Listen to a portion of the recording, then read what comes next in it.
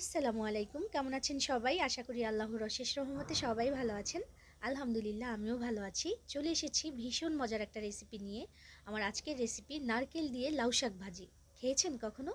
এটা কিন্তু খুবই মজার হয়। তো আজকে আমি দেখাবো। আমি এখানে লাউ শাক নিয়েছি 500 গ্রাম মতো।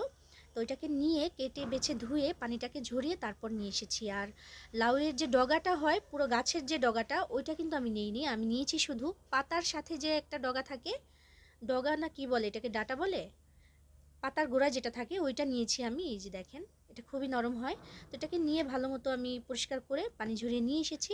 আর এর সাথে আমার খুবই সামান্য কিছু উপকরণ লাগবে। আমি এখানে নিয়েছি নারকেল, নারকেল কুড়িয়ে আধা কাপ নিয়েছি, আর পেঁয়াজ নিয়েছি আধা কাপ কুচিয়ে নিয়েছি। আর এখানে নিয়েছি স্বাদ মতো কিছু কাঁচামরিচ ফালি করে নিয়েছি, একটু বেশি করেই নিয়েছি আসলে, কারণ কোনো শুকনো মরিচ যাবে না, শুকনো মরিচের গুঁড়ো যাবে না, শুধু এই কাঁচামরিচটাই যাবে সেজন্য। আর এখানে রসুন নিয়েছি, একটু বেশি করেই নিয়েছি রসুন, 4-5 টেবিল চামচের মতো হবে এখানে। তো এটা আমি কুচিয়ে নিয়েছি। আর এখানে আছে স্বাদ মতো কিছু লবণ। আর রান্নার তেল তো অবশ্যই লাগবে রান্না করতে হলে, তো সেটা দেখালাম না। তো চলুন এটা ভাজি করতে চলে যাই। চুলায় একটা হাঁড়ি চাপিয়ে দিয়েছি। আসলে ফ্রাই প্যানে করলে বেশি ভালো হতো, কারণ ভাজা ভাজা করতে হয়তো একটু, কিন্তু শাক যেহেতু কাঁচা অবস্থায় বেশি থাকে, বেশি দেখা যায়, রান্না করার পরে একটুখানি হয়ে যায়। তো যেহেতু একটু বেশিই লাগে দেখতে রান্নার আগে, সেজন্য একটু হাঁড়িই দরকার। তো হাঁড়িটা আমি দিয়ে দেবো সয়াবিন তেল, 4-5 টেবিল চামচের মতো নিলাম আমি তেল। তেলটা একটু গরম হয়ে যাক। তেলটা গরম হয়ে এলে প্রথমে আমি যে রসুন কুচিয়ে রেখেছিলাম ওইটা দিয়ে দিব। বিসমিল্লাহ, দিয়ে দিলাম আমি রসুন কুচি। এটাকে একটু ভেজে নেব আমি।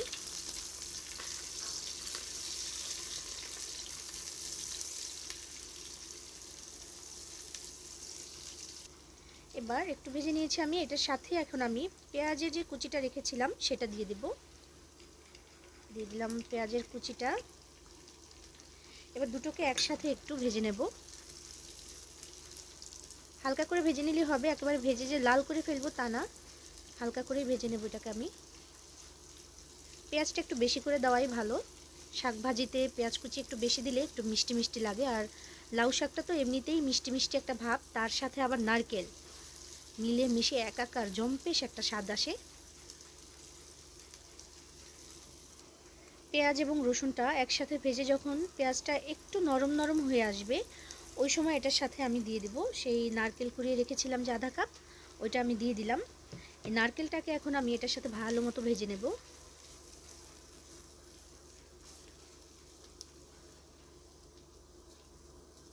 এবং একই সাথে এটার সাথে আমি এখন কাঁচামরিচ যে রেখেছিলাম ফালি করে ওইটাও দিয়ে দিলাম। সবগুলো উপকরণকে একসাথে ভালো মতো আমি ভেজে নেব। ভাজতে ভাজতে কিন্তু একটা পর্যায়ে নারকেল থেকে সুন্দর একটা সুগন্ধ ছড়াতে শুরু করবে। এবং চুলার আঁচটা কিন্তু মিডিয়ামে রেখেছি আমি এখন। নারকেলটা ভাজা হচ্ছে এবং সুন্দর একটা স্মেল পাচ্ছি এখন আমি। ভাজা নারকেলের গন্ধটা কিন্তু ভীষণ মিষ্টি, খুবই ভালো লাগে। আর আমাদের প্রত্যেক দিনের মেনুতে দেখা যায় যে শাকসবজি থেকেই থাকে একটা আইটেম। কোনো দিন শাক থাকে, কোনো দিন কোনো সবজি থাকে। তো একঘেয়েমি শাক ভাজি মানে প্রত্যেক দিন খেতে খেতে একটা সময় মনে হয় যে আর খাবো না শাক। শাক যদিও অনেকেই আমরা পছন্দ করি, কিন্তু মাঝে মাঝে একঘেয়েমি লাগে কেমন যেন একটা, তাই না? তো তখন কিন্তু স্বাদটা একটু বদল করা যায় চাইলে। এরকম একটু নারকেল দিয়ে যদি ভাজিটা করেন, সহজেই হয়ে যায়, আর বেশি উপকরণও লাগে না। খুবই টেস্ট, এটা খেতে খুবই ভালো লাগে। একটা পর্যায়ে নারকেলের কালারটা দেখেন একটু চেঞ্জ হয়ে আসছে। এই সময়ে আমি শাকগুলো এখন দিয়ে দেবো এর মধ্যে। বিসমিল্লাহ।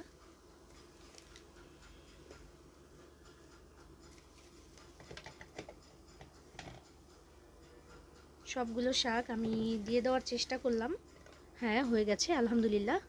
দিয়ে দেওয়া গেছে একসাথে। একটু পরেই দেখবেন কমে, একদম একটুখানি হয়ে যাবে কমে গিয়ে। তো এটার সাথে এখন আমি দেব যে লবণ রেখেছিলাম, আমি কিন্তু এখনও পর্যন্ত কোনো লবণ দিইনি। তো এবার আমি লবণটা দেব। এই শাকটা কিন্তু এই লবণের জন্য মজে যাবে বেশ তাড়াতাড়ি, আর লবণটা একটু বুঝে দিতে হবে। আমি আমার স্বাদ মতো দিয়ে দিলাম। এবং এখন আমি এটাকে ঢেকে রেখে দেব। জালটা কমানোই আছে কিন্তু, ঢেকে রেখে দেব 1-1.5 মিনিটের মতো। তো ফিরে এসেছি 1.5 মিনিট পরে। শাকটা দেখেন কমে গিয়ে কতটুকু হয়ে গেছে, আরও কমে যাবে এটা। মাঝখানে আমি একবার অবশ্য মিশিয়ে দিয়েছিলাম একসাথে, নইলে নিচে যে নারকেল সহকারে পেঁয়াজ রসুনের যে ইয়েটা ছিল ওটা কিন্তু পুড়ে যেত, তো সেজন্য আমি একটু মিশিয়ে দিয়েছিলাম। এটা থেকে কিন্তু পানি বের হবে, কোনো ধরনের কোনো পানি কিন্তু এই রান্নাটাতে ইউজ করা যাবে না, এটা থেকেই পানি বের হবে। এটার পানিতে এটা সেদ্ধ হয়ে যাবে। একটু নাড়াচাড়া করে দিয়ে আমি আবারও একটুখানি ঢেকে দেব, যাতে এর মধ্যে থেকে পানিটা বের হয়ে আসতে পারে। দেখেন এর থেকে কিন্তু বেশ কিছুটা পানি কিন্তু বের হয়ে এসেছে, কোনো পানি দেওয়া যাবে না, এই পানিটাতে এটা সেদ্ধ হবে। এবং এবার আর ঢেকে দেওয়ার কোনো প্রয়োজন নেই, এই শাকটাকে এবার আমি ভাজা ভাজা করে নেব। তো সেদ্ধ হতে শুরু করে দিয়েছে, এটাকে আমি এখন এভাবে ঢাকনা ছাড়াই রান্না করব এবং ভাজা ভাজা করে নেব। শাক ভাজিটা কিন্তু আমার হয়েই এসেছে, এটাকে আমি যথেষ্ট ভাজা ভাজা করে নিয়েছি এবং এটা থেকে যে পানিটা বের হয়েছিল তাতে করে কিন্তু এই ডাটা এবং শাকটা ভালো মতোই সেদ্ধ হয়ে গেছে মাশাআল্লাহ। তো ভাজিটা আমার করা হয়ে গেছে, আমি এটাকে এখন চুলা থেকে নামিয়ে পরিবেশন করে তারপর দেখাচ্ছি কেমন হলো। তো এই তো খুব সহজেই রান্না হয়ে গেল নারকেল দিয়ে লাউ শাক ভাজি। এটা কিন্তু গরম গরম ভাতের সাথে সবচেয়ে বেশি ভালো লাগে। রান্না করে খেয়ে দেখবেন, ভালোই লাগবে ইনশাল্লাহ। সবাই ভালো থাকবেন, সবার জন্য সবাই দোয়া করবেন। আল্লাহ হাফেজ।